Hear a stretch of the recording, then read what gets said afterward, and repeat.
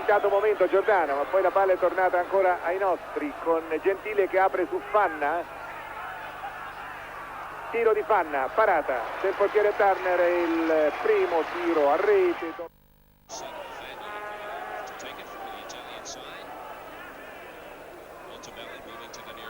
L'ha battuto Fanna.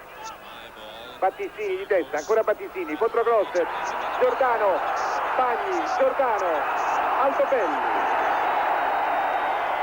Dopo una serie di tiri tutti respinti è Altobelli che fa di sbandamento. Fanna rimette al centro questo pallone. Bagni lo difende, tira, parata ancora di Haberman sul tiro di Bagni.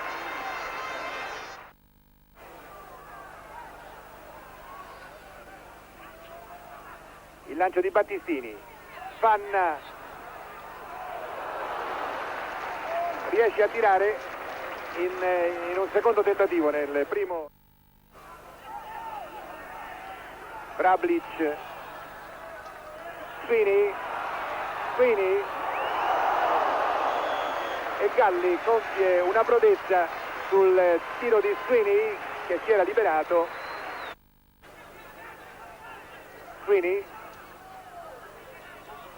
aveva riconquistato la palla Sabato, la riperde.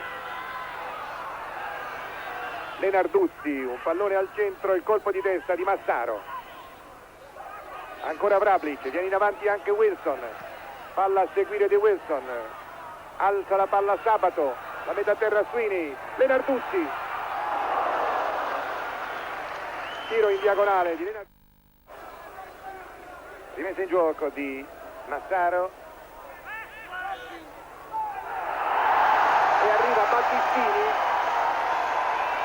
sul pallone che non ha sfiorato Mancini. Battistini in campo quasi tutti gli uomini a sua disposizione tranne Bordon e Tardelli, ed ecco l'attacco ancora dell'Italia con Dossena che arriva solo davanti al portiere avversario ma non riesce a trovare il terzo gol. Eccolo Giuseppe Dossena, entrato